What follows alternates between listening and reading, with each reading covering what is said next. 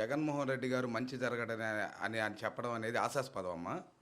మన మన గురజాల నియోజకవర్గంలో గురజాల నగర పంచాయతీలో ఇక్కడ మా జగనన్న కాలనీలో 1130 పైచిలుక ఇల్లు ఇచ్చి 2 లక్షలతో ఇళ్ళు నిర్మాణాలు కూడా పూర్తి చేసిన ఘనత మా జగన్మోహన్ రెడ్డి గారికి, ఇక్కడ మా ఎమ్మెల్యే కాశీ మహేశ్వర రెడ్డి గారికి దక్కుతుంది. ఒక్కసారి అభివృద్ధి అనేది ఏందో మా గురజాలలో రమ్మనండి, మా గురజాలలోనే చూపిస్తాం.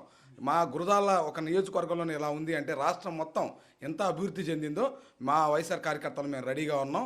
దేనికైనా మేము సిద్ధం, రమ్మను.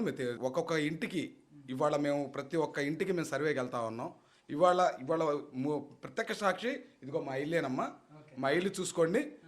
జగన్ గారి స్థలం ఇవాళ 3 నుంచి 4 లక్షలు వాల్యుయేషన్ చేసే స్థలం ఫ్రీగా ఒక చిన్న కార్యకర్తగా ఉన్న నాకు అందరితో పాటు లబ్ధిగా నాకు ఇచ్చిన స్థలాన్ని చూడండి.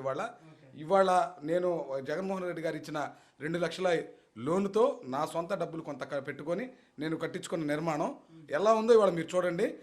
కొంతమంది కూడా అహేళన చేస్తూ ఉన్నారు, సెంటున్నరలో ఇల్లు ఏం వస్తుందని చెప్పేసి.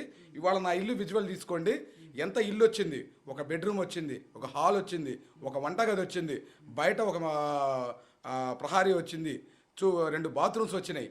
1.5 సెంట్లో ఎట్లా కట్టాలో ఒకసారి మా ఇల్లే ఉదాహరణ. జగన్మోహన్ గారు మాకు ఇచ్చిన ఇది ఒకసారి మీరు గమనించాలని మేము చూస్తా ఉన్నాం. అంటే ఫైనల్ మరి ఇప్పుడు జగన్మోహన్ రెడ్డి గారి పైన రాళ్లతో దాడి చేయటం దాని వెనకాల ఎవరు ఉన్నారని మేము ఒకటే చెప్తా ఉన్నాం.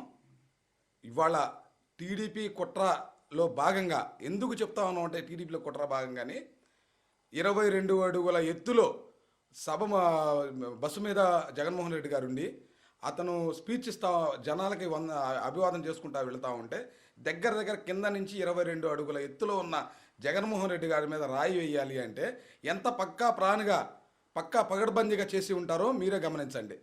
మామూలుగా మన చిన్న ఏదైనా రాళ్ళు కానీ ఇంకోటో మనం విసిరేయాలంటే అంత ఎత్తు హైట్లో వేయాలంటే చాలా కష్టం. అలాంటిది ఏ పగడ్బందీ ప్లాన్ లేకుండా, ఇంకా మాకు ఇంకొక అనుమానం కూడా ఉంది, ఒక చోటే కాదు ఇంకా 3-4 చోట్ల కూడా మీరు చేసి ఉండి అది ఫెయిల్ అయ్యి ఇది వాళ్ళకి ఇదైందని చెప్పేసి మేము అనుకుంటా ఉన్నాం. అది ఇప్పుడు ఏదో ఫైర్ గన్ అనేది ఏదో చెప్తా ఉన్నారు, పోలీసు ఎంక్వైరీలు కూడా తెలుస్తుంది. కొన్నాళ్ళకైనా సరే అది పోలీసు ఇన్వెస్టిగేషన్లో తెలుస్తుంది. ఇది ఖచ్చితంగా మన ఎలక్షన్ కమిషనర్ కూడా సీరియస్గా తీసుకొని బాధితులు అయితే ఎవరైతే నిందితులు ఉన్నారో వాళ్ళని కఠినంగా శిక్షించాలని చెప్పి వైఎస్ఆర్సీపీ కార్యకర్తగా నేను చేస్తూ ఉన్నాను.